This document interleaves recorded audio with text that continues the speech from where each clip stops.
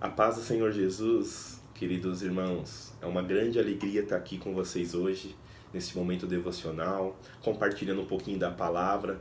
É uma grande alegria sempre falar da palavra do Senhor. Quero agradecer ao pastor Mozart, a Thelma, pelo convite, pela confiança. Espero que o Espírito Santo esteja conosco neste dia, para que ele venha abrir nosso coração, venha abrir a nossa mente, para que nós possamos entender um pouco mais daquilo que o Senhor quer tratar conosco. Não estamos fisicamente, é uma pena, né? É muito bom estar aí com vocês na igreja, no templo. Porém, nada substitui o abraço, o sorriso, né? O calor humano, mas esta é a maneira que o Senhor tem nos dado, através das redes sociais, de nos comunicar com os irmãos. Então vamos aproveitar deste tempo e agradecer também por este momento, né? Porque o Evangelho não parou, como muitos têm falado aí, a igreja somos nós. E realmente a igreja é nós. O templo é o lugar onde nós temos a comunhão, onde é necessário, porém, onde a palavra fica viva é em nossos corações, então nós somos a igreja.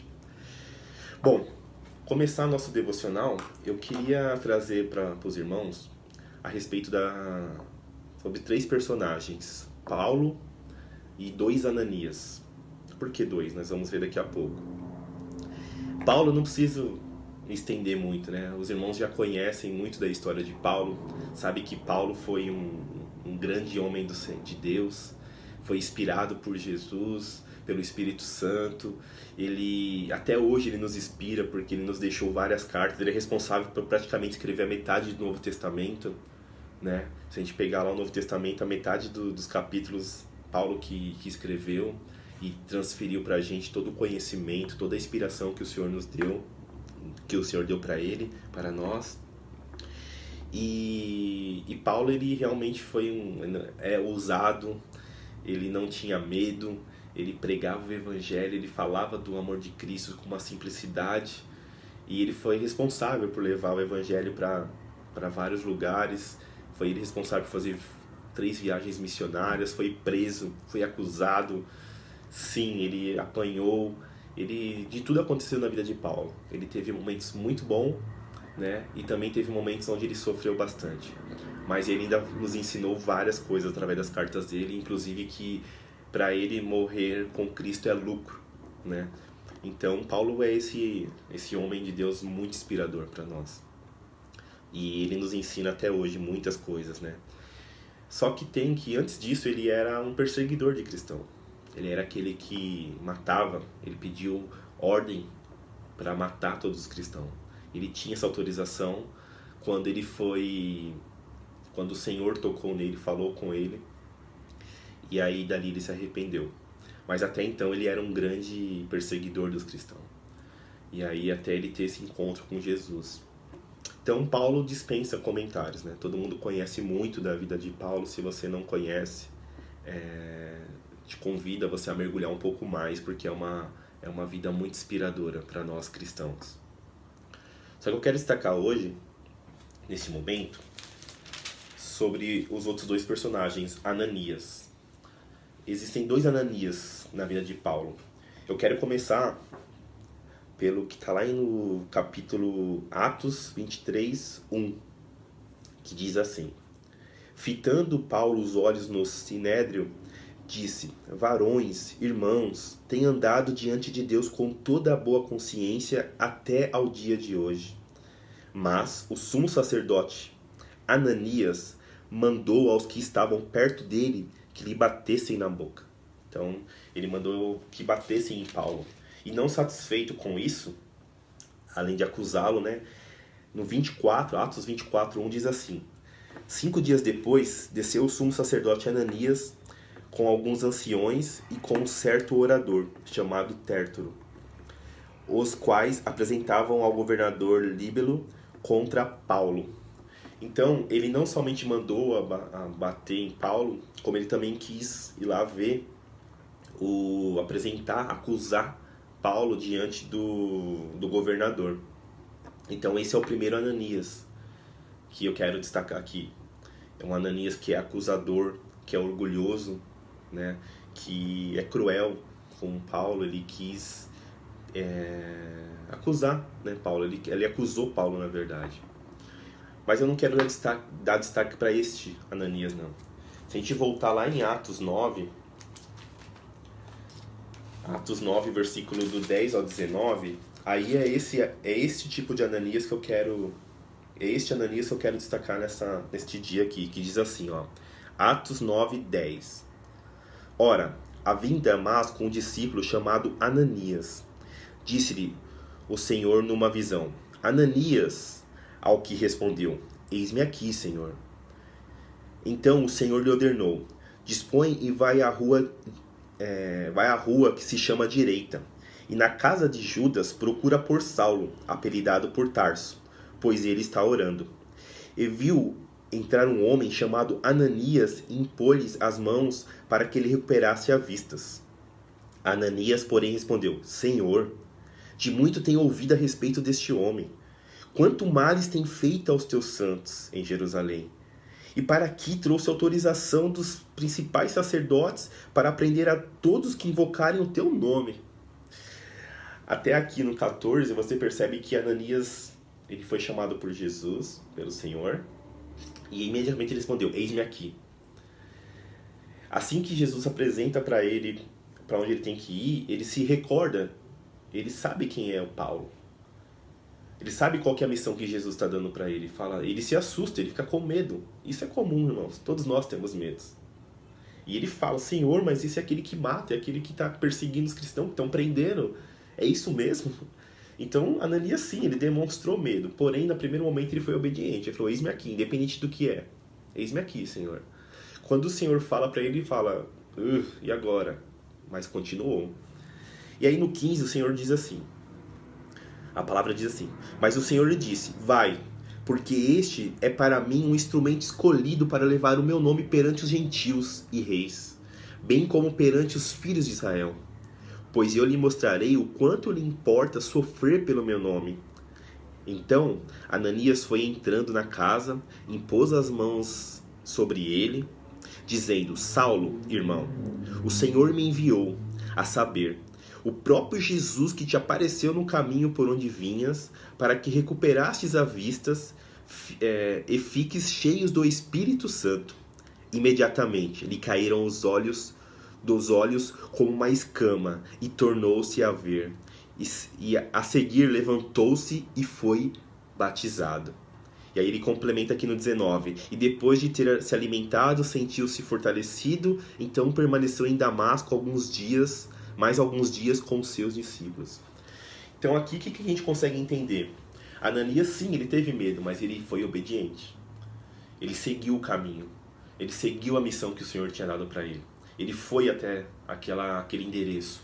Ele sabia quem ele estava indo lá encontrar, mas ele confiou no Senhor. Assim como nós devemos sempre confiar no Senhor. Às vezes a gente se questiona tanto com algumas coisas que o Senhor pede para a gente e não cabe a gente a questionar. O nosso papel como cristão é obedecer, é servir.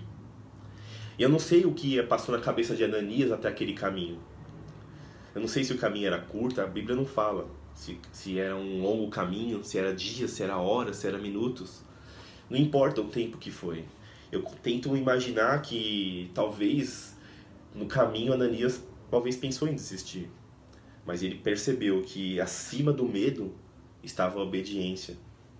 Talvez, né, a gente está acima do raciocínio lógico dele. O lógico para qualquer um falou: você vai lá, você vai morrer. Mas ele obedeceu. Se a gente pensar trazer para os nossos dias aqui, imagina se o Senhor nos dá uma missão dessa, fala: ó, viaja lá para o Rio de Janeiro. Eu vou te mostrar lá, você vai encontrar com um dos maiores traficantes do Brasil aqui e você vai falar sobre meu amor para ele. Talvez a gente até vai. E no caminho, o que vai passar por sua cabeça? O caminho é longo, será que você vai desistir? Porque talvez no momento você se sinta encorajado, mas conforme você vai passando o tempo, você está chegando próximo daquilo ali, será que o medo não vai aparecer e ser mais forte do que a obediência?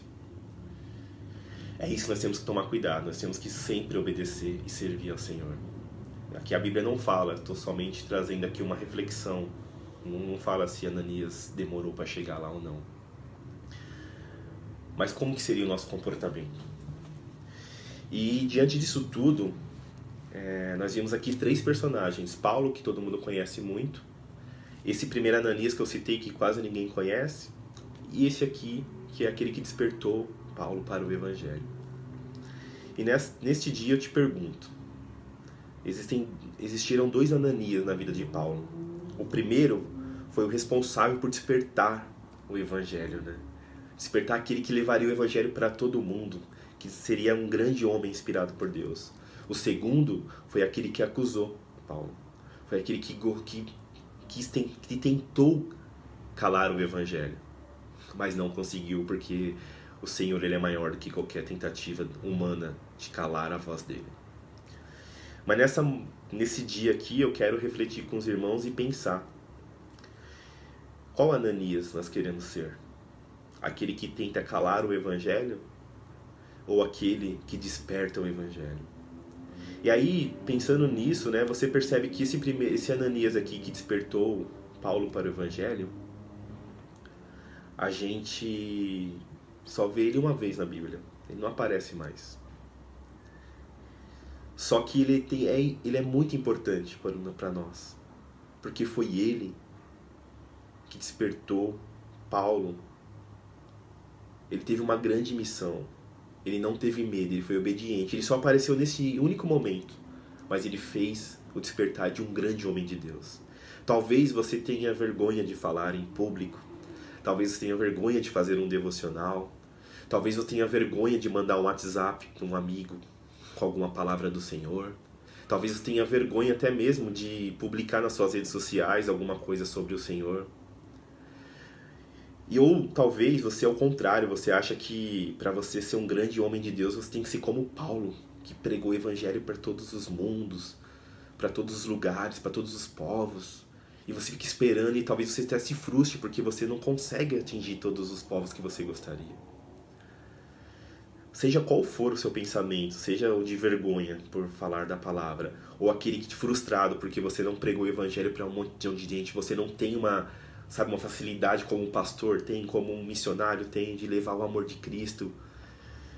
Mas pare e pense.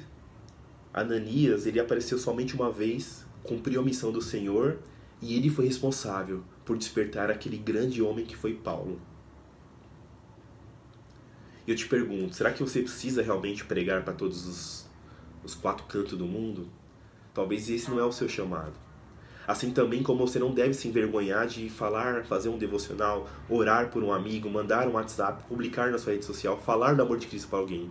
Porque talvez você vai ser o Ananias na vida de alguém, de um grande missionário, de um grande pastor, de um grande homem de Deus que vai fazer grandes coisas. E quem foi o responsável vai ser você.